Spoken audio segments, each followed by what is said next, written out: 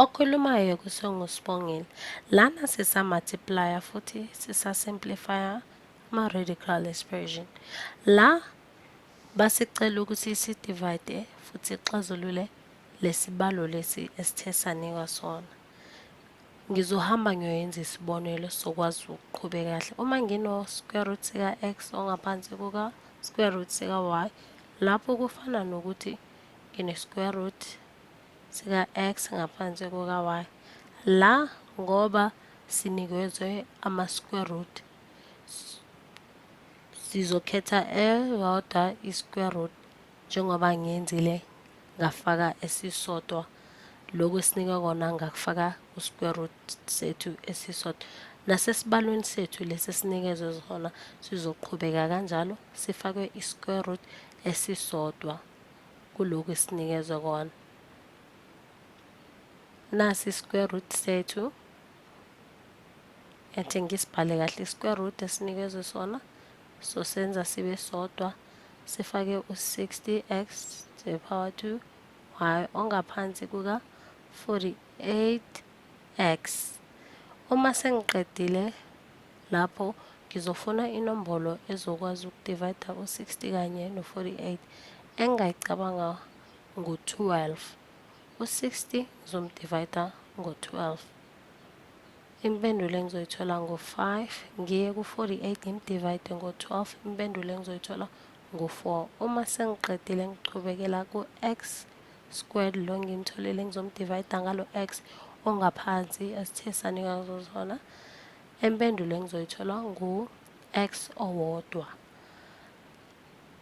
Sengiqedile ukuxazulula la ekuqaleni, ngizohamba ngiyobhala impendulo yami. Empendulweni yami ngisene-square root esisodwa. La square root lesi sizothatha lo 5 esimtholile, u-5 ongaphansi kuka-4 esimtholile, siye ku-x. X sithole owodwa uma sidivida. Sizohamba siyombhala lapha empendulweni yethu loyo x. La sizoba no-x kanye no-y. Uma sengiqedile ngingasishiya sinje, kodwa la ngizoqhubeka. Ngizoqhubeka ngokuthi ngithi ngisuse lo 5 ngibe no-1, ngizothi lana 1 ngaphansi kwa-4 ngimphinde ngalo 5 esimtholile x y, ngifake i-square root sethu esisodwa. Kodwa uma ngiqhubekela phambili sizoba nezimbili, square root sika-1 ngaphansi kuka-4 ngimphinde kanye i-square root sika-5x y. Sesihlukanisile ama-square root wethu. Ngizogxila ku-1 ongaphansi kuka-4. Lo 4 esinayo kwamele ngithole inamba ezosusa le square root. Ngizothi 2 squared.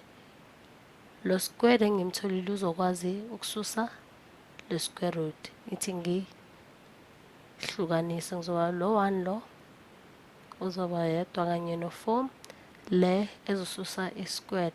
Leyo mpendulo leyo engizoyithola uma ngenza kanjalo, ngizothola u-1 ongaphansi kuka-2. Ithi ngiyombhala ngizothola u-1 ngaphansi kuka-2, ngibuyele futhi laphaya ngithathe i-square root lesi saka-5xy. Impendulo yami le engiyitholile uma ngiqhubeka ngalesibalo lesi engithe nganikezwa sona. Ngiyabonga.